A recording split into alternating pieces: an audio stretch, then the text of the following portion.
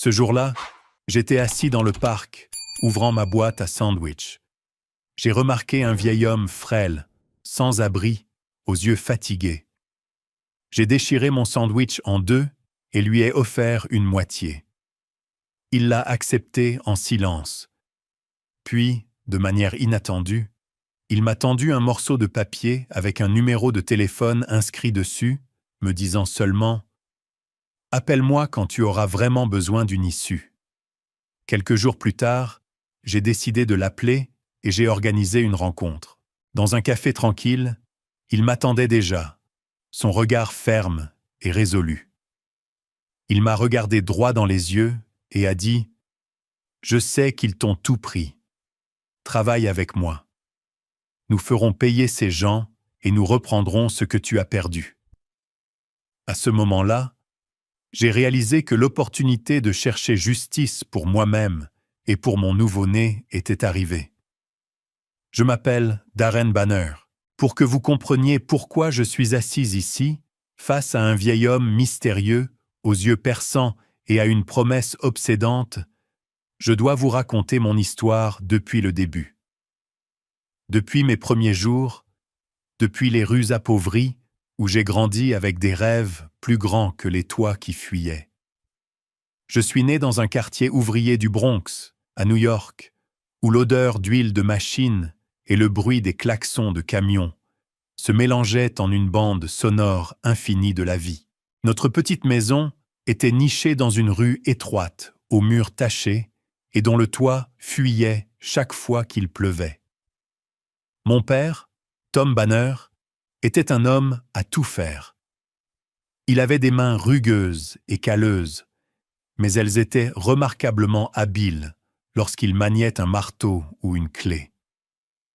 Ma mère, Dorothy, travaillait 2 emplois pour éviter que notre famille ne tombe dans la misère. Le jour, elle enseignait à temps partiel dans une école primaire voisine.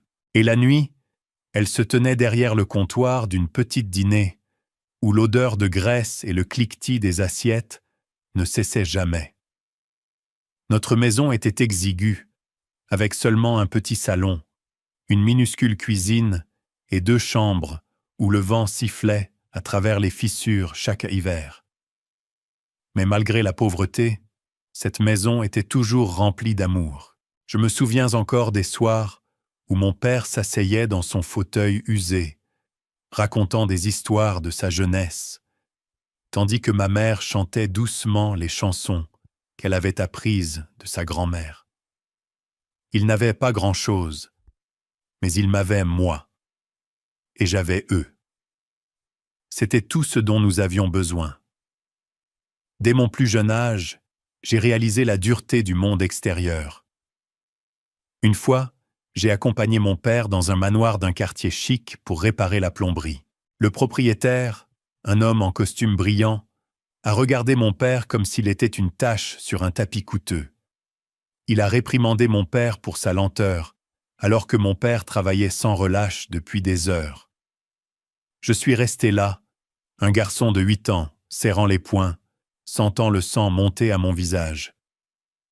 Mon père a simplement baissé la tête en silence et a continué à travailler. Mais en partant, il m'a pris la main et m'a dit « Darren, tant que tu restes honnête et que tu travailles dur, être pauvre n'est pas une honte. Ne les laisse pas te faire sentir inférieur. » Ces mots se sont gravés dans mon esprit. Ma mère répétait souvent des sentiments similaires, surtout lorsqu'elle rentrait chez elle, les pieds endoloris après un travail de nuit. « Mon cher garçon, » disait-elle, ses yeux fatigués brillant toujours. « L'éducation est la clé. Étudie dur et tu auras une chance de changer ta vie. Pas seulement pour toi, mais pour nous aussi. » J'ai écouté et absorbé ces paroles. Je savais que je ne voulais plus que mes parents s'inclinent devant qui que ce soit.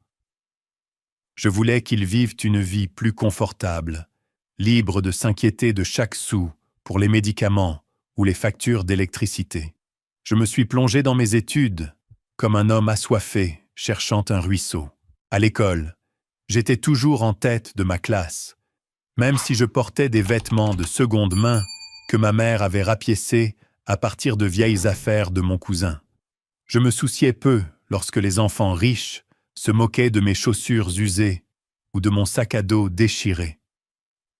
Je m'enfouissais dans les livres, les problèmes de mathématiques et la littérature, convaincu que c'était le seul moyen d'échapper à la pauvreté. Chaque nuit, j'étudiais sous la faible lumière d'une lampe de bureau faiblarde, pendant que ma mère s'asseyait à côté de moi, vérifiant mes devoirs avec un sourire fier. Mon père ramenait de vieux livres jetés par ses clients, les empilant dans un coin de ma chambre. « La connaissance est quelque chose que personne ne peut te prendre », disait-il. Mais la vie n'a jamais été remplie que de beaux rêves. Je me souviens quand j'avais 13 ans, ma mère est tombée gravement malade. Elle a dû prendre 1 semaine de congé et nos maigres économies se sont rapidement évaporées. Mon père travaillait jour et nuit, mais ce n'était toujours pas suffisant pour payer ses médicaments. Je suis secrètement allé à l'épicerie du coin pour demander du travail. Le propriétaire, un homme sévère, m'a regardé de haut en bas et a ricané. « Un gamin pauvre comme toi, que crois-tu pouvoir faire ?» Je n'ai pas répondu. J'ai juste baissé la tête et suis parti. Mais cette nuit-là, quand ma mère m'a serré dans ses bras et m'a promis qu'elle irait mieux, je me suis fait un serment. Je ne laisserai plus jamais personne regarder ma famille de haut. Je travaillerai, j'étudierai, et un jour, je les ferai nous voir différemment. Quand j'ai eu 16 ans, j'ai obtenu une bourse pour un lycée prestigieux dans une autre partie de la ville. C'était mon premier pas dans un monde complètement étranger, où les enfants venaient à l'école dans leur propre voiture, portaient des uniformes coûteux et parlaient de vacances en Europe comme si c'était des événements quotidiens. Je me sentais déplacé, comme un poisson jeté sur la terre ferme. Mais je ne me suis pas laissé fléchir. J'ai étudié jour et nuit, prouvant ma valeur pas à pas. Ces efforts m'ont valu une bourse universitaire. L'université a été encore plus difficile, mais j'ai persévéré et j'ai finalement obtenu un diplôme en finance d'une institution prestigieuse. Le jour où j'ai traversé la Seine pour recevoir mon diplôme, mes parents étaient assis au dernier rang. Ma mère a sangloté de manière incontrôlable et mon père m'a serré la main fermement, disant seulement « Tu es notre plus grande fierté ». Après l'obtention de mon diplôme, j'ai commencé ma recherche d'emploi. Fort d'un diplôme d'honneur d'une université prestigieuse, j'étais confiant que je trouverais bientôt ma place. J'ai envoyé des candidatures à des dizaines d'entreprises, des petites banques aux grandes corporations. Mais le marché du travail était plus dur que je ne l'avais imaginé. Les lettres de rejet arrivaient les unes après les autres, chacune comme un coup de poing dans mes rêves. Un recruteur m'a regardé de haut en bas, son regard scrutateur s'attardant sur la vieille chemise qu'on m'avait prêtée. « D'où venez-vous » a-t-il demandé, son ton empreint de suspicion. « Le Bronx » ai-je répondu, en essayant de garder la voix ferme. Il a esquissé un léger sourire et a dit « Merci, nous vous contacterons. » Mais je savais qu'il n'appellerait pas jamais. Puis, par un coup de chance, une opportunité s'est présentée. Sterling Group, un conglomérat financier et d'investissement multidisciplinaire renommé, a accepté ma candidature.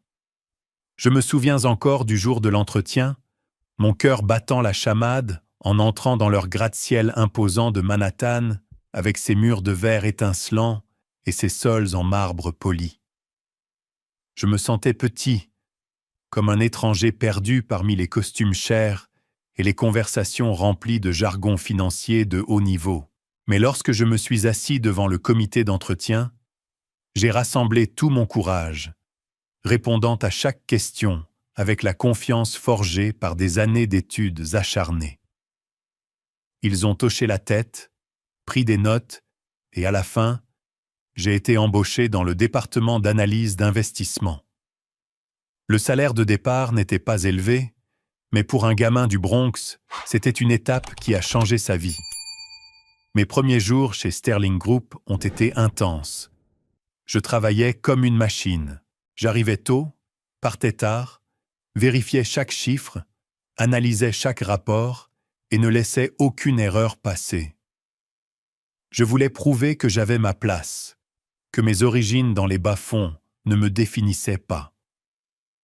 Progressivement, mes collègues ont commencé à me remarquer. Ils m'appelaient le gamin travailleur et certains me demandaient même de relire leurs rapports. Je me sentais fier, mais je ne pouvais ignorer la réalité. Chez Sterling Group, j'étais toujours un étranger. Le préjugé de classe était aussi clair que le jour. Les collègues nés dans des familles riches, éduqués dans des écoles de l'Ivy League, étaient traités différemment. Ils déjeunaient dans des restaurants chics, parlèrent de vacances dans les Hamptons ou de leurs yachts familiaux. Pendant ce temps, j'apportais le déjeuner préparé par ma mère, mangeais rapidement dans la salle de pause et essayais d'ignorer les regards curieux ou les murmures derrière mon dos. Une fois, un collègue nommé Mark, fils d'un dirigeant de banque, m'a regardé et a souri. « Le Bronx, hein? Comment êtes-vous arrivé ici? » « Par chance, j'imagine. » J'ai souri, avalant ma colère, et j'ai continué à travailler. Je savais que pour survivre ici, je ne pouvais pas laisser les émotions l'emporter sur la raison. Pourtant, le travail chez Sterling Group a véritablement transformé ma vie. J'ai loué un petit appartement près du bureau pour des raisons de commodité, et avec un salaire régulier, j'ai commencé à envoyer régulièrement de l'argent à mes parents. Je me souviens encore de la première fois que j'ai apporté une nouvelle télévision à notre petite maison du Bronx. Les yeux de ma mère se sont illuminés en la regardant, bien qu'elle m'ait taquiné en me réprimandant. « Darren, tu n'as pas besoin d'acheter ces choses. Tant que tu es en bonne santé et que tout va bien, je suis heureuse. » Mon père m'a simplement tapoté l'épaule, sans rien dire, mais ses yeux étaient remplis de fierté. J'ai également aidé à payer les médicaments de ma mère et à réparer le toit qui fuyait. Pour la première fois depuis des années, j'ai vu mes parents sourire plus souvent. Ces moments rendaient chaque once d'épuisement et chaque regard condescendant au travail digne d'intérêt. J'ai commencé à gravir les échelons. D'analyste, on m'a confié des projets plus importants et j'ai participé à des réunions avec des clients majeurs. Mon patron, M. Harris, un homme d'âge mûr, sévère mais juste, m'a un jour convoqué dans son bureau et m'a dit « Darren, tu as ce qu'il faut. Ne laisse personne te retenir. » Ces mots étaient comme une décharge d'adrénaline. J'ai travaillé plus dur, j'ai appris constamment et je suis progressivement devenu un acteur clé de l'équipe.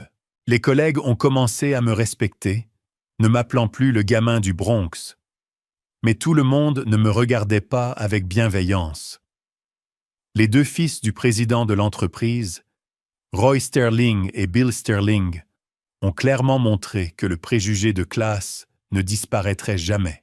Roy, l'aîné, était un homme arrogant aux cheveux gominés en arrière et à la voix empreinte de condescendance. Bill, le frère cadet, était paresseux, s'appuyant constamment sur le nom de famille pour masquer son manque de compétences. Tous deux me regardaient comme si je n'avais pas ma place dans leur monde. Une fois, lors d'une réunion d'équipe, Roy a délibérément posé des questions sur mes origines devant tout le monde. « Darren, j'ai entendu dire que tu avais grandi dans les bas-fonds, n'est-ce pas? Comment quelqu'un comme toi se retrouve-t-il chez Sterling Group ?» La salle est tombée dans un silence, tous les regards braqués sur moi. J'ai souri calmement et j'ai répondu « J'y suis arrivé grâce à mes capacités, Monsieur Roy. » « Et vous ?» Quelques collègues ont gloussé, mais Roy non. À partir de ce moment, j'ai su que j'étais devenu une épine dans son pied. Pourtant, je ne l'ai pas laissé m'affecter. J'ai continué à travailler, rendant visite à mes parents le week-end, leur apportant des courses et des histoires sur mon travail. Ma mère me serrait dans ses bras, disant qu'elle priait tous les jours pour ma sécurité. Mon père racontait de vieilles histoires, comme pour me rappeler que peu importe jusqu'où j'irais, j'étais toujours le garçon du Bronx élevé dans un foyer plein d'amour. Mais tout a changé lorsque j'ai rencontré Ava Sterling, la seule fille du président de l'entreprise, Gregory Sterling. C'était lors du gala du 50e anniversaire de l'entreprise, où Ava est apparue dans une simple robe verte, se détachant comme un phare de lumière parmi les costumes polis et les sourires superficiels. Je me tenais dans un coin de la pièce, un verre de jus d'orange à la main, essayant de me fondre dans l'atmosphère inconnue de l'événement. Je n'étais pas habitué à de telles occasions où les gens riaient et parlaient de yachts et de vacances européennes. Mais lorsque les yeux d'Ava ont rencontré les miens, j'ai ressenti une étrange chaleur. Elle s'est approchée, son sourire doux mais dénué d'arrogance. « Tu es Darren, n'est-ce pas ?» a-t-elle demandé, sa voix claire comme une cloche. J'ai hoché la tête, un peu déconcerté, ne m'attendant pas à ce que la fille du président connaisse mon nom. Nous avons commencé à parler. Ava m'a interrogé sur mon travail, les analyses financières que je faisais, et j'ai été surpris par la sincérité avec laquelle elle écoutait. Elle n'était pas comme le reste de la famille Sterling.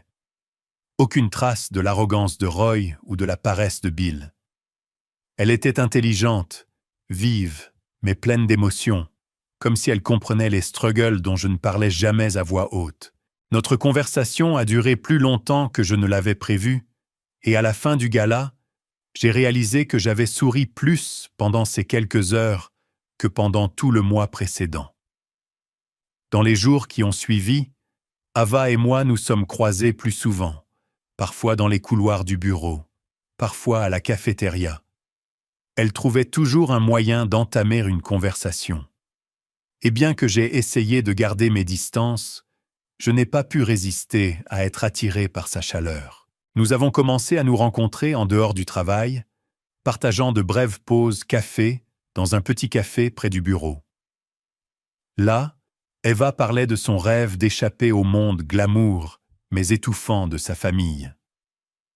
Pendant que je partageais des histoires sur mes parents dans notre maison exiguë du Bronx, j'ai commencé à voir qu'Ava n'était pas seulement la fille d'une puissante dynastie.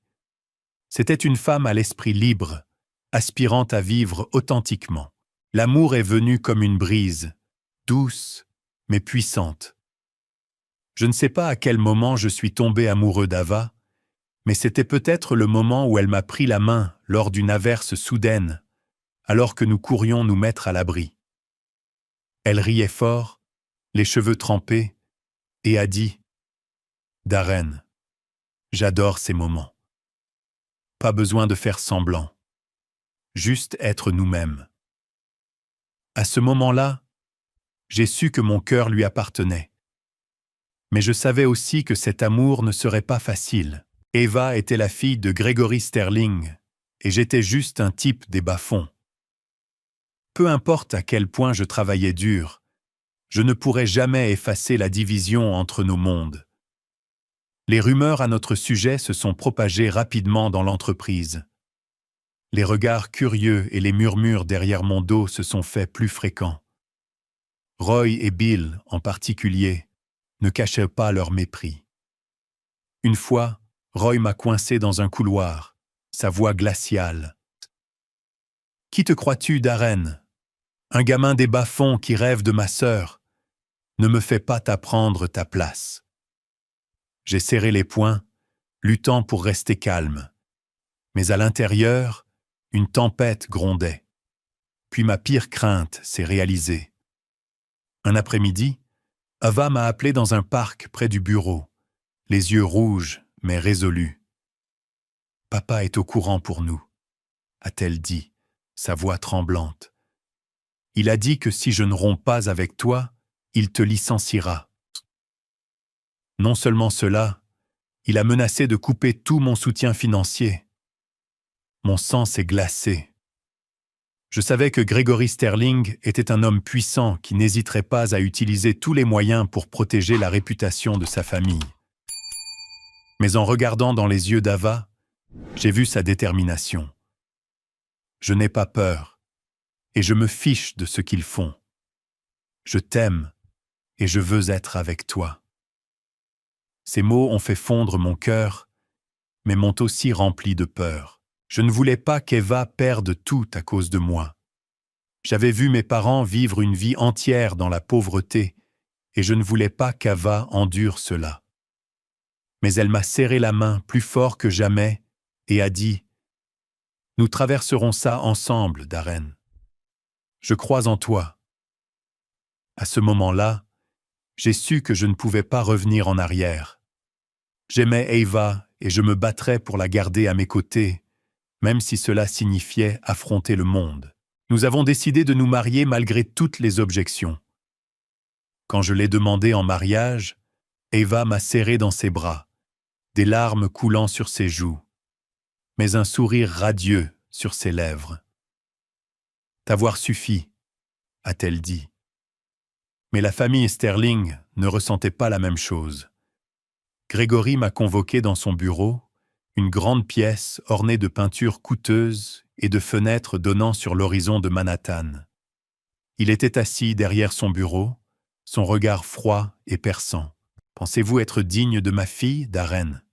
a-t-il demandé, sa voix basse mais autoritaire. « Vous n'appartenez pas à ce monde. Si vous persévérez, je veillerai à ce que vous perdiez tout. Votre emploi, votre réputation, tout. » Je me suis tenu droit, soutenant son regard. « Monsieur, j'aime Eva, et je ne laisserai personne me la prendre. » 2 mois plus tard, nous nous sommes mariés dans une petite église simple mais chaleureuse. Seuls quelques amis proches, mes parents et mes proches étaient présents. Ma mère, dans une robe modeste mais soigneusement choisie, a serré Ava dans ses bras et a dit « Tu es la fierté de notre famille. Prends soin de mon garçon. D'accord ?» Ava a éclaté en sanglots, serrant ma mère étroitement. Mon père m'a tapoté l'épaule, les yeux pleins de fierté, mais teintés d'inquiétude. Pas un seul membre de la famille Sterling ne s'est présenté. Aucune bénédiction, aucun regard. Ils considéraient notre mariage comme une tâche, une honte pour la famille, comme Roy me l'avait crié un jour au visage. Après le mariage, Ava et moi avons emménagé dans un petit appartement en banlieue. Ce n'était pas luxueux, mais c'était notre foyer. Chaque nuit, alors qu'Eva était dans mes bras, je me sentais l'homme le plus heureux du monde. Mais au fond de moi, je savais que la tempête n'était pas terminée. Gregory Sterling n'était pas le genre d'homme à laisser les choses facilement. La tempête a frappé quelques semaines à peine après notre mariage. Un matin, en arrivant au bureau, M. Harris, le patron qui m'avait toujours soutenu, m'a convoqué dans son bureau. Il me regardait, les yeux lourds. « Darren, » a-t-il dit, la voix basse, « tu es viré. C'est un ordre d'en haut. » J'ai essayé d'intervenir, mais personne ne peut aller à l'encontre de Gregory Sterling. Je suis resté là, sentant comme si le sol s'était effondré sous mes pieds. Je n'ai pas été surpris. J'avais anticipé les représailles de Gregory, mais la sensation d'avoir le travail auquel j'avais consacré ma sueur et mes larmes arrachées me déchirait encore le cœur. Je suis retourné à notre appartement, essayant de garder une expression calme pour ne pas inquiéter Ava. Mais elle savait. Ava savait toujours. Elle était assise sur le canapé, les yeux brillants mais remplis d'inquiétude. « Darren, qu'est-ce qui ne va pas? Tu n'es pas bien. Je le vois. » J'ai soupiré. Je l'ai prise dans mes bras et je lui ai tout raconté. Elle m'a tenu la main, la serrant si fort que je pouvais sentir le battement de son cœur.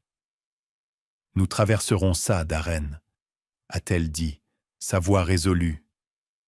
Ils peuvent te prendre ton travail, mais ils ne peuvent pas prendre notre amour. Mais la famille Sterling n'en avait pas fini. Peu de temps après, Ava a reçu une lettre de son père. Grégory a déclaré qu'il coupait tout soutien financier, compte bancaire, carte de crédit, même son héritage. « Tu as choisi un pauvre crapule », disait la lettre, son ton aussi froid et tranchant qu'une lame. « Tu paieras pour ta folie. » Ava a lu la lettre, les mains tremblantes, puis l'a déchirée en morceaux.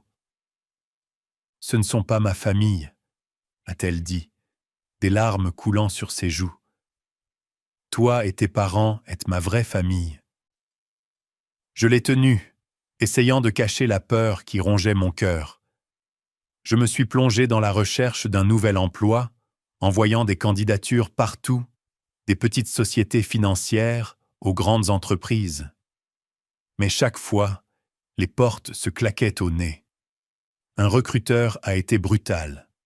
« Darren, vous avez un excellent CV, mais personne n'ose vous embaucher. Vous avez contrarié les Sterling.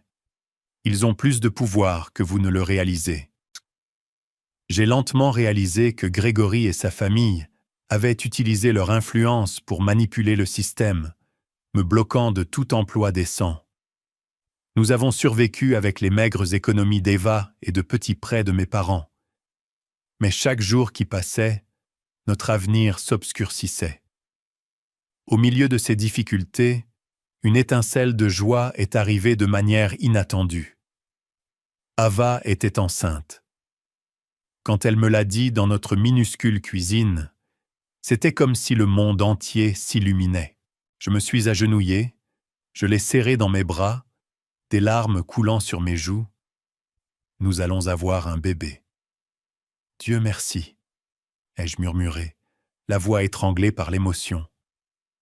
Elle a souri, plaçant ma main sur son ventre. « Un garçon », a-t-elle dit, les yeux brillants. « Je veux le nommer Tony, d'après mon grand-père, la seule personne de ma famille qui m'ait jamais vraiment aimé. » J'ai hoché la tête, ressentant un regain de force. Mais cette joie n'a pas duré. Alors qu'Ava entrait dans son 8e mois de grossesse, elle a commencé à s'affaiblir. Elle était souvent fatiguée, s'évanouissant parfois sans explication.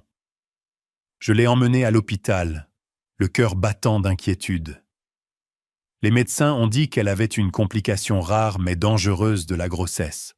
« Nous ferons tout notre possible », ont-ils dit. Mais j'ai vu le malaise dans leurs yeux. Je tenais la main d'Ava, essayant de rester calme, mais à l'intérieur, une tempête faisait rage. Je ne pouvais pas la perdre. Vraiment pas.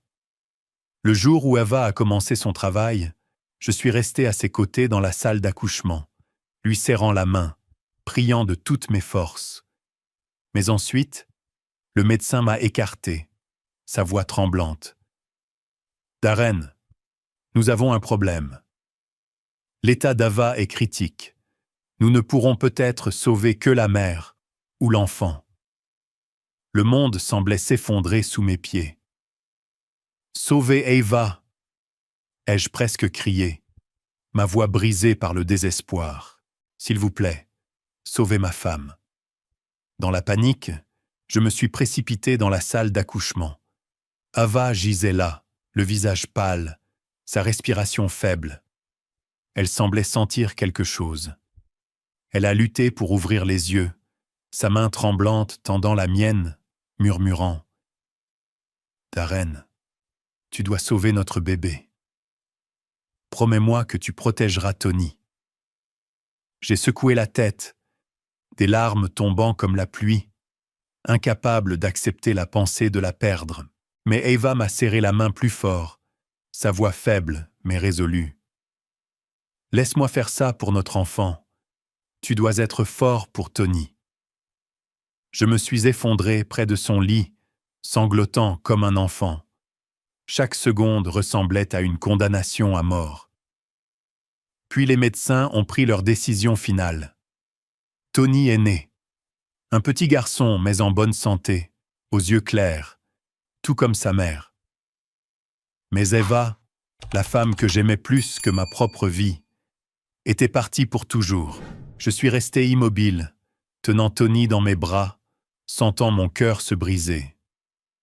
Elle avait tout sacrifié pour donner la vie à notre fils, et moi, impuissant, je n'avais rien pu faire pour la sauver. Les funérailles d'Ava ont eu lieu un jour de pluie.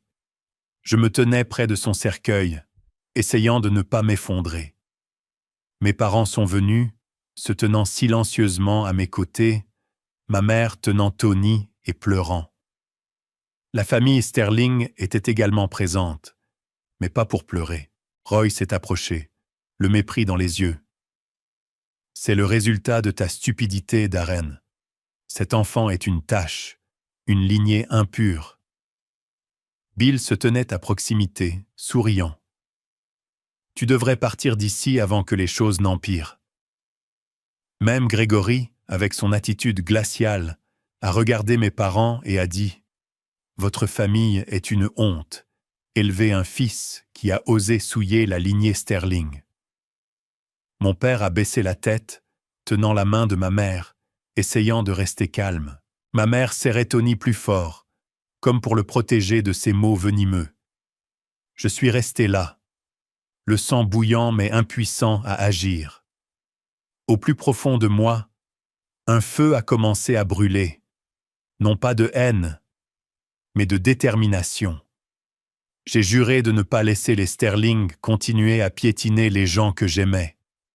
Je protégerai Tony et je leur ferai payer ce qu'ils avaient fait à Ava, à moi et à notre famille.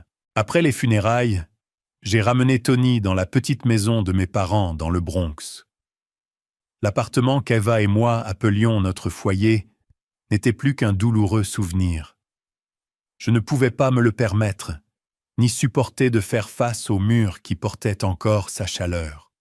Mes parents nous ont accueillis sans un mot de reproche, seulement des étreintes silencieuses et des yeux remplis de tristesse. Ma mère, de ses mains fragiles, a pris Tony dans ses bras et lui a chanté de la même voix claire qu'elle me chantait quand j'étais enfant. Mon père a tranquillement aménagé un vieux berceau dans un coin de la maison, celui qu'il avait fait pour moi il y a 30 ans. « Reste ici, Darren », a-t-il dit, sa voix basse mais ferme. La famille, c'est pour s'appuyer les uns sur les autres. Mais je savais que je ne pouvais pas compter éternellement sur mes parents. Ils vieillissaient, leur santé déclinait, et leurs maigres économies suffisaient à peine à payer leurs médicaments et leurs dépenses courantes. Je devais me ressaisir pour trouver un moyen de subvenir aux besoins de Tony et de prendre soin de mes parents. J'ai recommencé ma recherche d'emploi. Je savais que les Sterling avaient utilisé leur influence pour s'assurer que je ne trouverais pas d'emploi bien rémunéré à New York. Alors, je me suis tourné vers des petits boulots, livrant des colis, servant des tables, travaillant même comme gardien de nuit dans un supermarché. Chaque jour, je quittais la maison avant le lever du soleil et je rentrais quand Tony dormait déjà dans les bras de ma mère. Le peu d'argent que je gagnais suffisait à peine pour le lait de Tony et pour couvrir les factures de services publics. Certaines nuits, je m'asseyais près de son berceau, le regardant, son petit visage, et ressentais une douleur indescriptible. Tony avait les yeux d'Ava, brillants, doux et pleins de vie. Chaque fois que je les regardais, c'était comme si Ava me rappelait « Sois fort pour Tony ». Ma vie est devenue un cycle sans fin d'épuisement et de déception. Je travaillais 16 heures par jour, mais ce n'était jamais assez pour subvenir aux besoins de ma famille. Ma mère commença à tousser plus fréquemment, et mon père, bien qu'il essayât de le cacher, ne pouvait masquer la douleur au dos qui le tourmentait chaque fois qu'il essayait de réparer quelque chose à la maison. J'apportais de l'argent à la maison, mais il disparaissait rapidement dans les médicaments, les couches et les factures qui s'accumulaient. Une fois, j'ai dû vendre la montre qu'Ava m'avait donnée, un cadeau qu'elle avait acheté avec ses dernières économies avant que sa famille ne la coupe. En remettant la montre à l'acheteur, j'ai eu l'impression de vendre un morceau de mon cœur. Mais je n'avais pas le choix. Tony avait besoin de manger et mes parents avaient besoin de vivre. Dans mes moments les plus faibles, je me demandais si je faisais la bonne chose. J'avais combattu pour l'amour, défiant tous les préjugés, mais le prix avait été la vie d'Ava. Et maintenant, j'entraînais toute ma famille dans la tempête. Certaines nuits, quand Tony pleurait de faim, je ne pouvais pas me permettre d'acheter tout de suite. Je m'asseyais dans le coin de la cuisine, la tête enfouie sur la table, me sentant plus impuissant que jamais. Eva me manquait, son sourire, la façon dont elle me tenait la main et disait que nous surmonterions tout.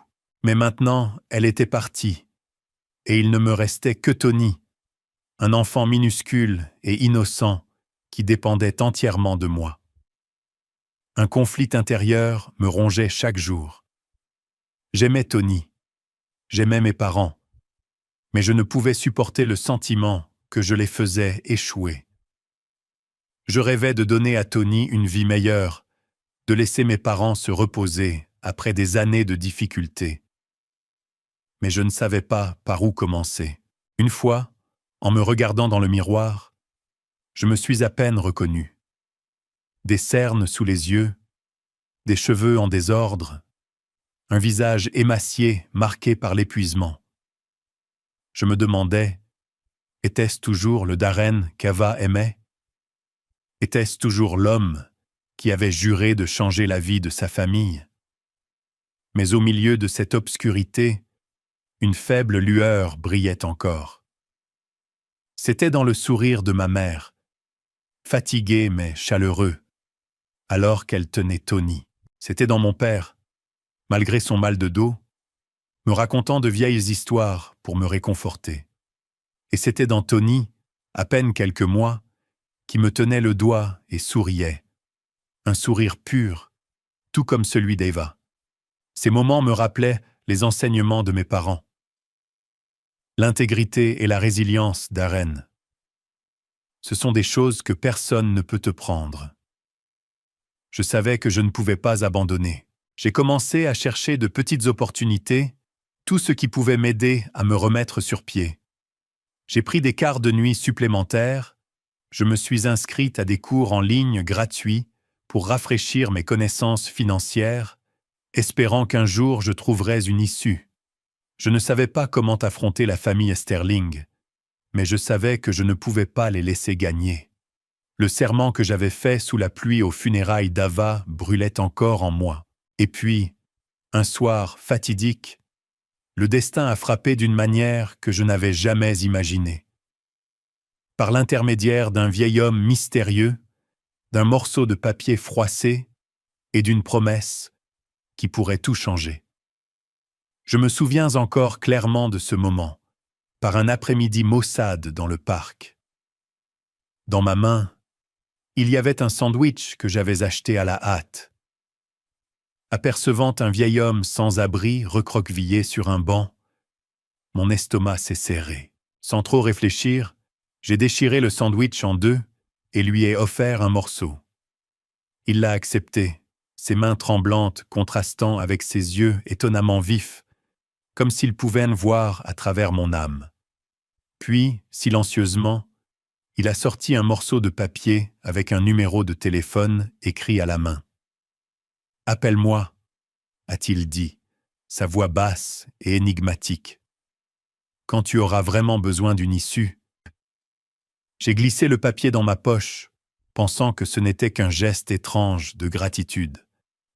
Mais en rentrant chez moi, épuisé après un quart de nuit, je n'arrêtais pas de penser à ces paroles. Une issue, quelque chose que je désirais plus que tout. Cette nuit-là, je me suis assis dans la petite cuisine de mes parents, la faible lumière jaune projetant des ombres sur le papier froissé. Tony dormait profondément dans la pièce voisine. Mes parents s'étaient couchés, mais je savais que ma mère ne dormait que par intermittence pour veiller sur Tony. tandis que mon père cachait la douleur au dos qu'il ressentait en réparant notre toit qui fuyait. Je ne pouvais pas les laisser continuer à vivre ainsi. Ne pas laisser Tony grandir dans la même pauvreté que moi. J'ai pris le téléphone, mes doigts hésitants sur les touches. Finalement, j'ai composé le numéro, mon cœur battant comme si je me trouvais à un carrefour fatal. Le téléphone a sonné quelques fois avant qu'une voix calme et profonde ne réponde. J'attendais votre appel. J'ai pris une profonde inspiration, essayant de garder la voix ferme. Je m'appelle Darren, ai-je dit. Nous nous sommes rencontrés au parc. Vous m'avez dit d'appeler quand j'aurais besoin d'une issue. Le vieil homme a ri doucement, un son sec mais pas méchant. Rencontrons-nous demain au café de la 5e rue, 10h.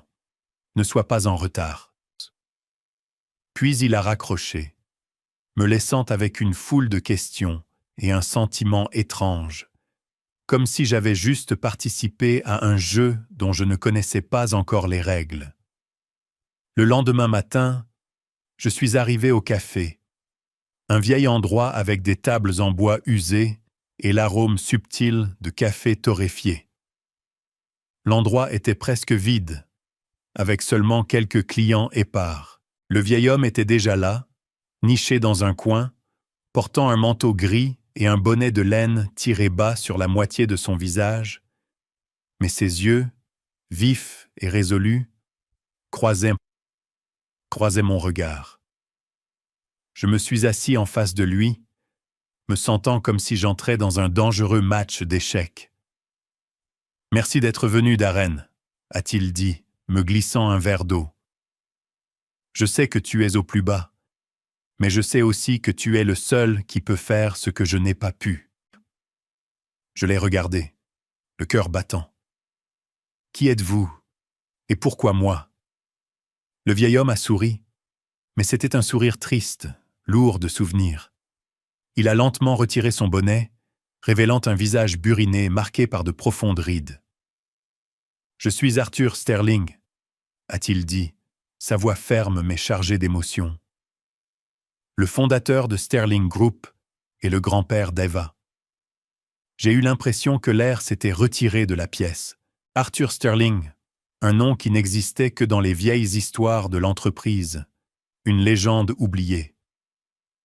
Eva avait parlé de lui, la seule personne de sa famille qu'il ait jamais aimé inconditionnellement. Mon grand-père était la meilleure personne que j'ai jamais connue, avait-elle dit un jour, les yeux brillants. Mais mon père l'a chassé de la famille. Je n'aurais jamais imaginé le rencontrer, encore moins qu'il apparaisse dans ma vie à ce moment précis. Arthur a commencé à parler, sa voix montant et descendant comme les pages d'un vieux livre qu'on ouvre. Il avait construit Sterling Group à partir de rien, avec le rêve de créer un héritage pour sa famille. Mais son fils et sa belle-fille l'avaient trahi. Il l'avait dupé pour lui faire signer ses parts, l'avait diffamé et l'avait forcé à quitter l'entreprise. « J'ai tout perdu, Darren, » a-t-il dit, son regard distant. « L'entreprise, mon honneur, ma famille, mais je n'ai jamais arrêté de surveiller. Je savais pour toi depuis ton passage chez Sterling Group. J'ai vu ton intégrité, la façon dont tu aimais Eva, malgré tous les préjugés.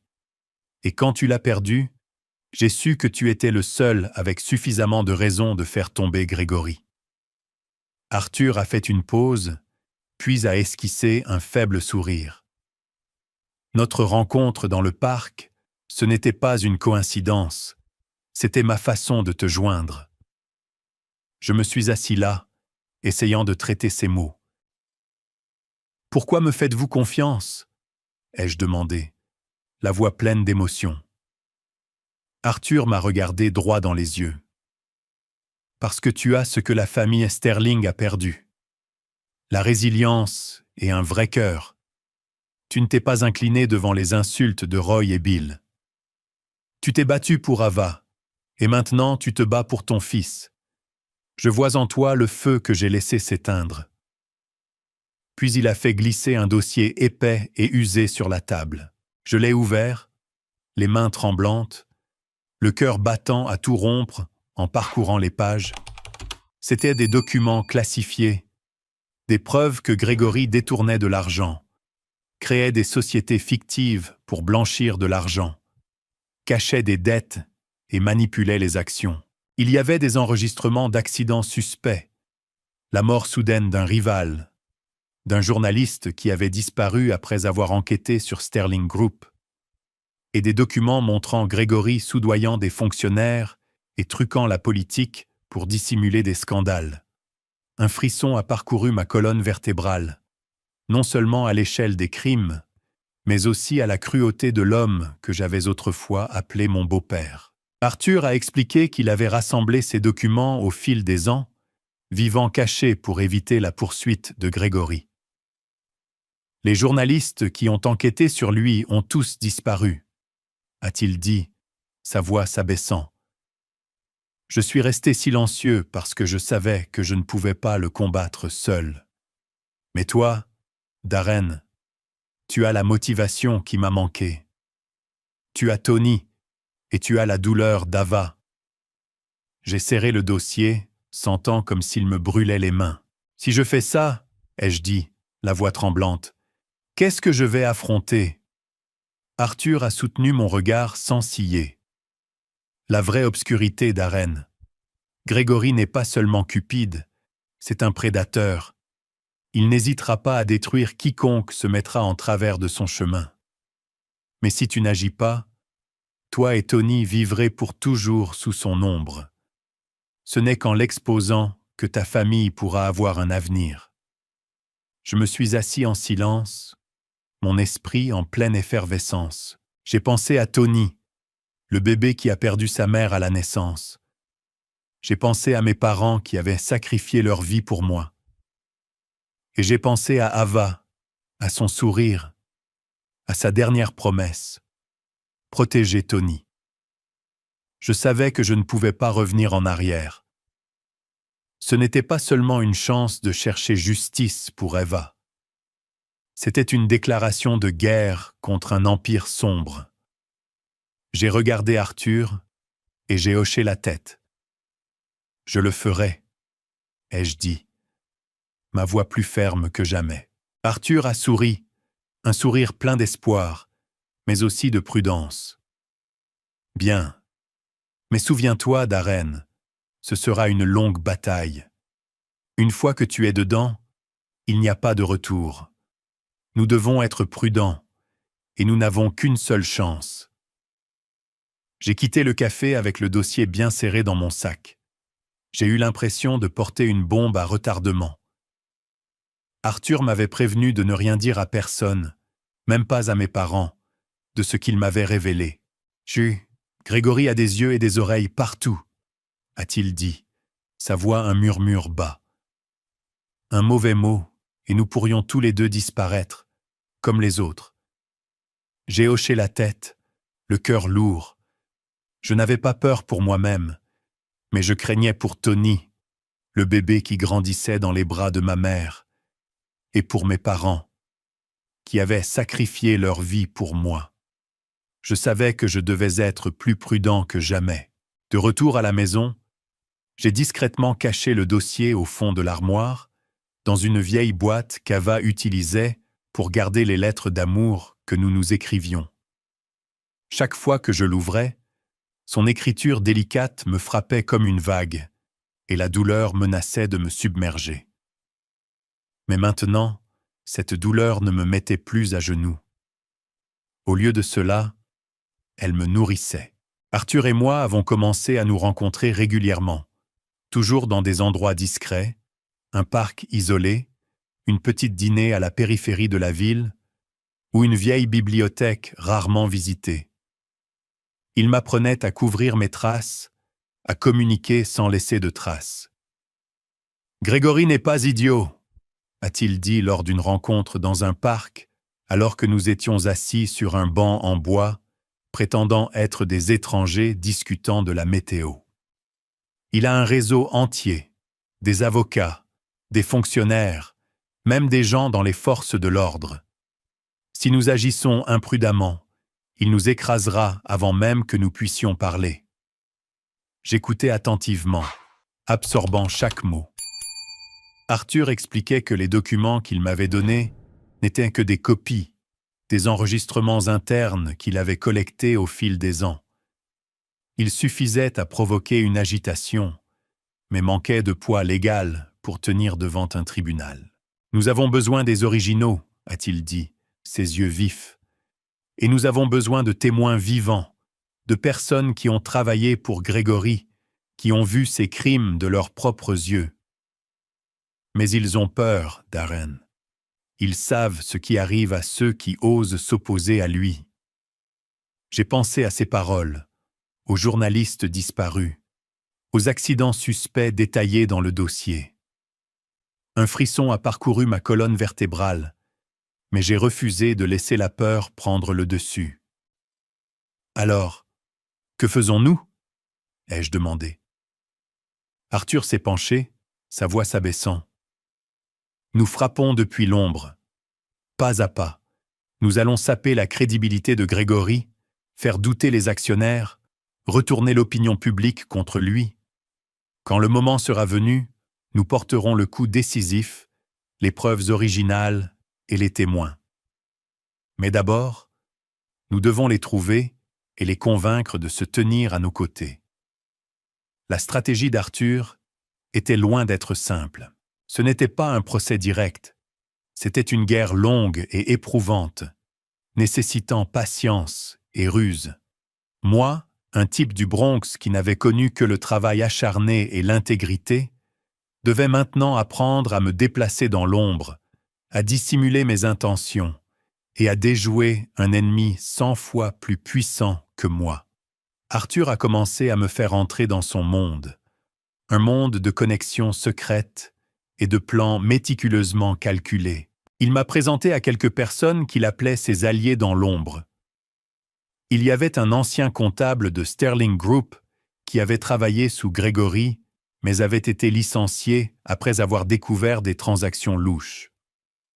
Vivant maintenant sous un faux nom en banlieue, il a accepté de nous aider à condition que son identité reste secrète. Il y avait une journaliste qui avait enquêté sur Sterling Group et avait échappé de peu à la mort dans un accident de voiture soudain. Elle vivait maintenant cachée, mais gardait des documents cruciaux qu'elle n'avait pas osé publier. Et il y en avait d'autres.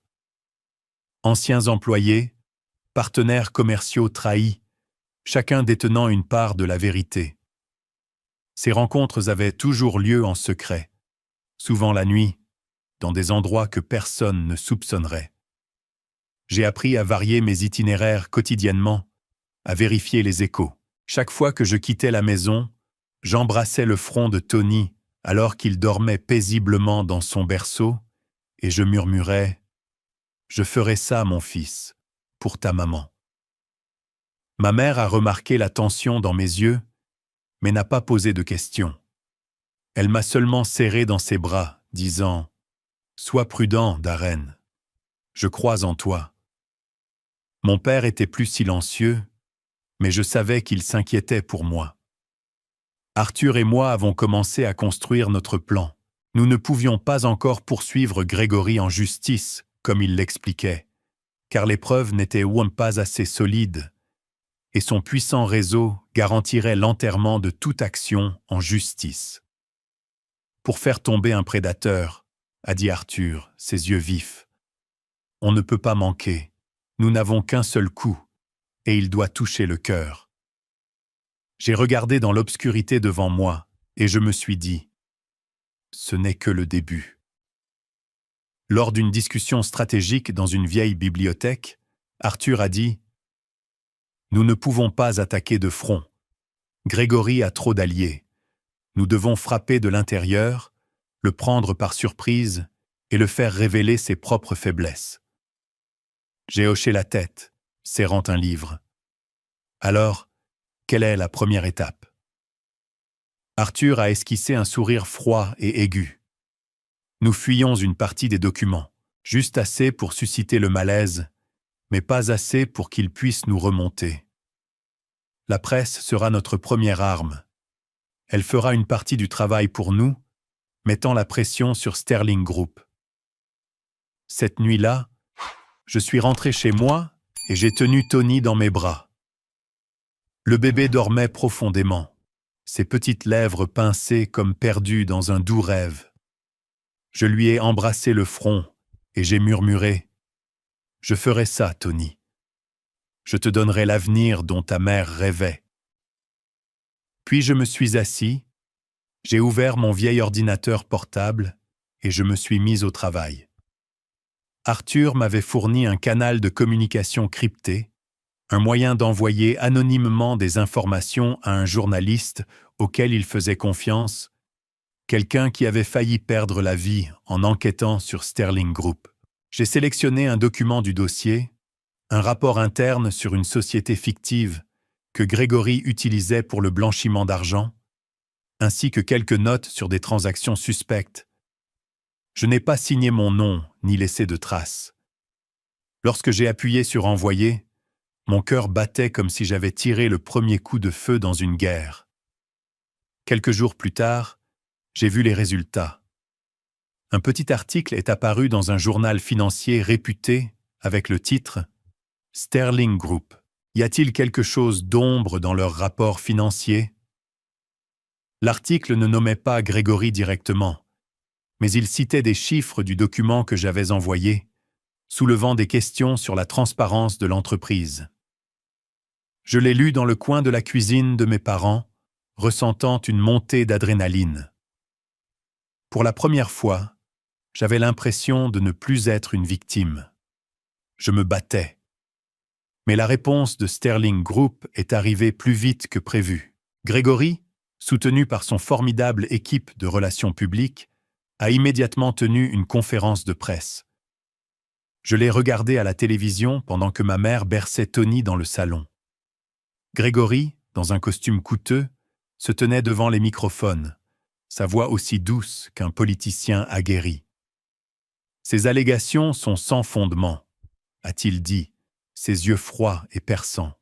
« Ce n'est rien d'autre qu'un stratagème des concurrents pour saper la confiance de nos actionnaires et de nos clients.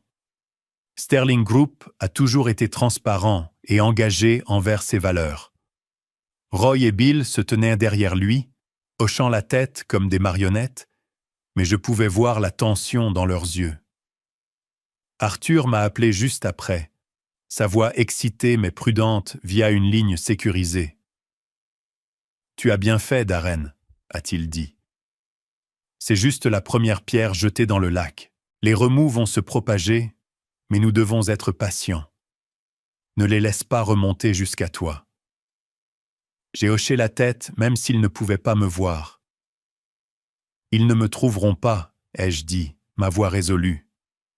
Mais au fond de moi, je savais que le danger se rapprochait. Dans les jours qui ont suivi, les remous ont commencé à se propager. Les petits actionnaires de Sterling Group, ceux qui échappaient au contrôle de Grégory, ont commencé à poser des questions. Quelques articles supplémentaires sont apparus, approfondissant les irrégularités dans les rapports financiers. Les médias ont commencé à s'en apercevoir, et j'ai vu le nom de Sterling Group dans les gros titres de plus en plus fréquemment. Arthur et moi sommes restés cachés, regardant de loin, comme des ombres dans l'obscurité. Chaque fois que nous nous rencontrions, j'apprenais de plus en plus à couvrir mes traces et à envoyer des informations sans laisser d'indices. Mais ma vie était toujours loin d'être facile. J'ai continué à faire des petits boulots, à courir contre la montre pour subvenir aux besoins de Tony et de mes parents. Certaines nuits, après être rentré d'un quart de travail, je m'asseyais près du berceau de Tony, le regardant dormir paisiblement, et ressentais une peur rampante. Je m'attaquais à un empire, et si j'échouais, ce ne serait pas seulement moi qui souffrirais. Toute ma famille paierait le prix. Mais alors, j'ai pensé à Ava, la façon dont elle me tenait la main et disait que nous surmonterions tout. Je me suis souvenu des paroles d'Arthur. Nous n'avons qu'un seul coup, et je me suis dit que je ne pouvais pas m'arrêter. J'ai continué à diffuser des documents, de petits morceaux à la fois, comme des gouttes d'eau qui font déborder un verre, un rapport sur un prêt secret, un email interne révélant la corruption de Grégory envers un fonctionnaire. Chaque document était une balle tirée depuis l'ombre, visant le cœur de Sterling Group. Je ne savais pas si Grégory se doutait de quelque chose, mais je pouvais sentir la tension dans l'air. Une fois, en passant devant un kiosque à journaux, j'ai vu Roy en première page avec le titre « Le fils du président de Sterling Group soupçonné de fraude ». Je me suis arrêté, le cœur battant, et j'ai acheté le journal. L'article ne me mentionnait pas, ni Arthur, mais je savais que nous faisions trembler leur empire.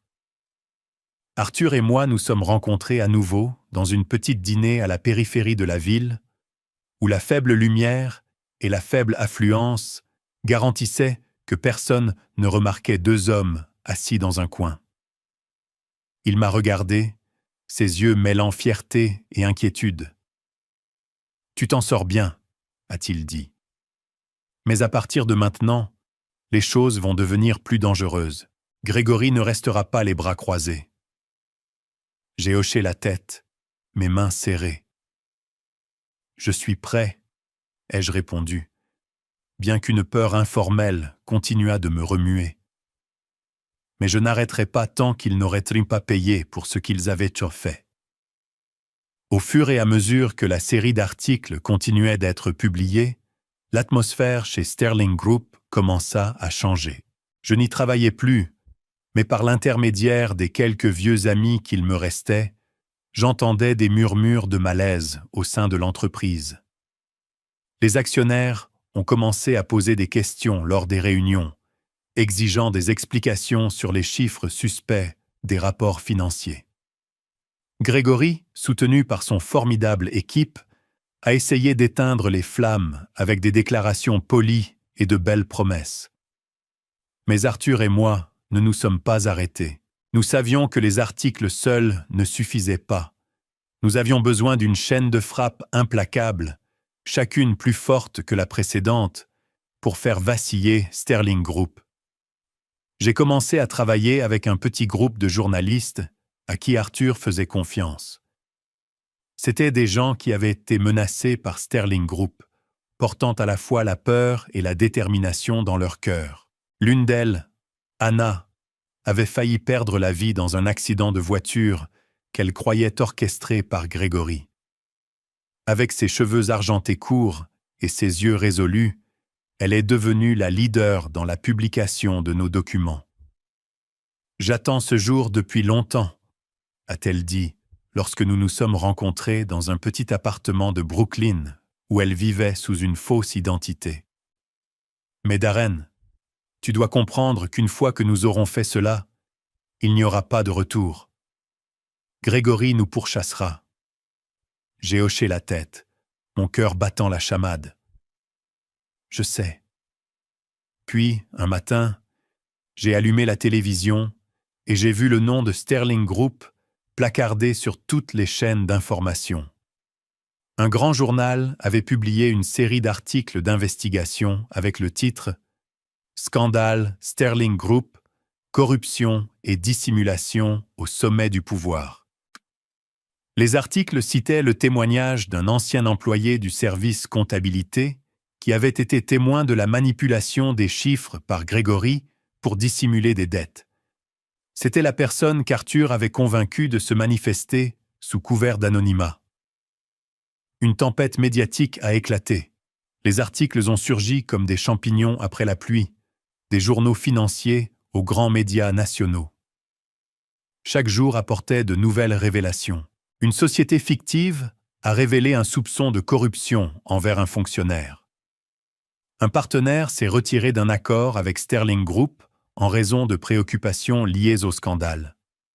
Le cours de l'action de l'entreprise a commencé à chuter. Et j'ai entendu dire que les grands actionnaires tenaient des réunions secrètes exigeant des réponses de Grégory. Sur les réseaux sociaux, la nouvelle s'est répandue comme une traînée de poudre. Des milliers de personnes partageant les articles, et remettant en question la transparence de l'entreprise. Pendant ce temps, les témoins qui étaient restés silencieux ont commencé à parler. Un autre ancien comptable licencié par Grégory pour avoir refusé de valider un rapport falsifié a contacté Anna et lui a fourni davantage de preuves. Un ancien partenaire commercial de Sterling Group, trahi par Grégory dans une affaire, est apparu dans une émission de télévision critiquant publiquement l'entreprise. Et puis, quelque chose que je n'avais pas anticipé s'est produit. Une journaliste qui avait disparu après avoir enquêté sur Sterling Group s'est révélée être vivante. Elle est apparue dans une interview anonyme racontant comment elle avait été menacée et forcée de se cacher. Ces histoires, chacune une petite pièce du puzzle, se sont réunies pour former une image claire de la cupidité et de la cruauté de Grégory Sterling. La pression de l'opinion publique est devenue immense. Les principaux partenaires de Sterling Group ont commencé à annuler des contrats, craignant d'être associés au scandale. Les actionnaires paniqués ont vendu leurs actions, provoquant une chute de la valeur marchande de l'entreprise. Arthur et moi sommes restés anonymes, laissant la presse faire son travail. Chaque fois que je voyais le nom de Grégory aux informations, je ressentais une petite part de justice rendue. Mais je savais aussi que nous entrions dans la phase la plus dangereuse. Grégory ne resterait pas les bras croisés à regarder son empire s'effondrer. Il riposterait. Et quand il le ferait, Arthur et moi devrions être prêts. Dans les jours qui ont suivi, les informations ont été dominées par des reportages sur Sterling Group avec des titres de plus en plus incisifs. Scandale Sterling Group. Est-ce la chute d'un empire? Ou le président Grégory Sterling sous la pression des actionnaires et des enquêteurs? Je me suis assis dans la petite cuisine de mes parents, les yeux rivés sur l'écran de télévision. Je savais que Grégory cherchait la personne derrière les fuites. Une fois, j'ai reçu un message d'un vieil ami chez Sterling Group m'avertissant que Roy et Bill interrogeaient tous les employés et avaient même engagé des enquêteurs privés pour retrouver la source des documents. « Sois prudent, Darren », disait le message. « Ils sont furieux. » Mon cœur s'est emballé en le lisant, puis je l'ai supprimé immédiatement. Je n'ai pas répondu, ne laissant aucune trace. Les grands actionnaires de Sterling Group, autrefois fidèles à Grégory, ont commencé à vaciller. Ils ne faisaient plus confiance à ses promesses douces, ni au discours poli de son équipe de relations publiques. Une assemblée générale extraordinaire des actionnaires a été convoquée, et cette fois, elle n'était pas sous le contrôle de Grégory. Arthur a eu vent d'un vieil allié au conseil d'administration, un homme qui avait travaillé avec lui au début de Sterling Group.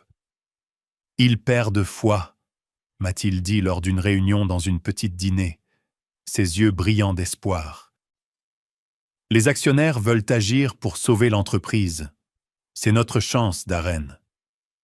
Nous avons commencé à nous préparer pour le coup final. Arthur a contacté ses alliés, ceux qui avaient été trahis par Grégory, pour rassembler davantage de preuves originales. Contrats signés, emails indéniables, et même enregistrement d'un ancien assistant qui avait enregistré les réunions secrètes de Grégory. J'ai travaillé jour et nuit à examiner chaque document, m'assurant qu'il n'y avait aucune erreur. Le jour de l'assemblée des actionnaires, Arthur et moi sommes restés à l'écart. Nous ne pouvions pas montrer nos visages, ni laisser Grégory savoir que nous étions derrière tout cela. Au lieu de cela, nous avons envoyé les documents originaux à Anna. Avec un courage que je ne pouvais m'empêcher d'admirer, elle les a transmis à un groupe de grands actionnaires et à une agence d'investigation. Au début de la réunion, l'atmosphère dans la salle de conférence de Sterling Group était comme une poudrière, prête à exploser. J'ai regardé la réunion en direct via un lien secret fourni par Anna. Grégory se tenait à la tribune, essayant de garder son calme, mais je pouvais voir la tension dans ses yeux. Les actionnaires, habituellement silencieux et dociles, se sont maintenant levés, le confrontant avec des questions pointues. Un homme plus âgé représentant un fonds d'investissement majeur a brandi une pile de documents, les preuves mêmes que nous avions envoyées. « Monsieur Sterling », a-t-il dit, sa voix résonnant dans la salle silencieuse, « comment expliquez-vous ces fonds, ces sociétés fictives, ces pots de vin enregistrés dans vos propres emails ?» La salle a éclaté de murmures et de regards stupéfaits. Roy et Bill, assis à côté de leur père, sont devenus pâles. Gregory a essayé de répondre, sa voix tremblante mais toujours empreinte d'arrogance. « C'est de la diffamation », a-t-il déclaré, perdant son sang-froid. « Ces documents sont fabriqués, répandus par des concurrents pour me faire tomber. » Mais plus personne ne le croyait. Un autre actionnaire s'est levé et a diffusé un enregistrement. La voix indubitable de Gregory discutant d'un pot de vin à un fonctionnaire pour dissimuler un scandale. La salle est tombée dans le silence, le seul son étant la respiration haletante de Gregory à travers le microphone. Puis quelque chose que je n'avais pas anticipé s'est produit. Un actionnaire majeur, autrefois un allié proche de Gregory, s'est levé et a proposé un vote de défiance. Nous ne pouvons pas laisser Sterling Group s'effondrer à cause de la cupidité d'un seul homme, a-t-il dit. Je propose de révoquer immédiatement Gregory Sterling et ses 2 fils du conseil d'administration. Des applaudissements ont éclaté, forts et résolus. J'ai ressenti une montée d'adrénaline, incapable de croire ce qui se déroulait. Gregory a essayé de crier pour reprendre le contrôle de la foule, mais plus personne ne l'écoutait. Le vote a eu lieu rapidement et les résultats ont été annoncés.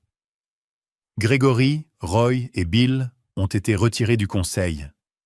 Un conseil temporaire a été formé, promettant une coopération totale avec les enquêteurs pour découvrir tous les scandales.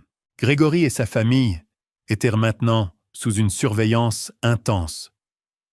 Des agences d'investigation ont surgi, examinant chaque transaction, chaque compte, chaque email pour retracer le détournement de fonds, le blanchiment d'argent et la fraude financière que nous avions exposés. J'imaginais le visage de Gregory, autrefois arrogant et intouchable, faisant maintenant face à des regards suspects et à des questions inévitables. Dans les jours qui ont suivi l'assemblée des actionnaires, l'atmosphère à New York semblait trembler sous l'effet de la tempête que nous avions déclenchée. La presse était implacable, produisant article après article. Pendant ce temps, Gregory, Roy et Bill ont été convoqués devant des agences d'investigation et j'ai entendu dire qu'ils avaient engagé une équipe d'avocats coûteux pour sauver leur réputation. Mais cette fois, personne ne pouvait couvrir la vérité. Les preuves que nous avions fournies, les emails, les contrats falsifiés, les enregistrements, étaient trop clairs, trop tranchants pour être rejetés. Une autre assemblée des actionnaires de Sterling Group a été prévue. Et cette fois, Arthur a décidé qu'il était temps pour nous de nous manifester. « C'est notre chance de clore le passé », a-t-il dit, sa voix basse mais puissante. « Je raconterai mon histoire, et tu raconteras la tienne. Ils ont besoin de savoir qui est derrière tout ça. » J'ai serré les poings, me sentant comme si je me tenais à un carrefour fatal. La réunion a eu lieu dans une grande salle de conférence à Manhattan, avec des murs de verre scintillants, dans une atmosphère aussi tendue qu'une salle d'audience. Arthur et moi sommes arrivés tôt, nous tenant dans un coin, observant la foule d'actionnaires, de journalistes et de membres du conseil provisoire. Gregory, Roy et Bill étaient absents, sous enquête et interdits d'assister.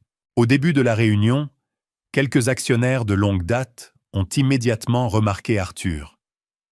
Bien qu'il ait quitté l'entreprise il y a des années et que son nom semblait relégué à la mémoire, la légende du fondateur de Sterling Group persistait encore dans les murmures.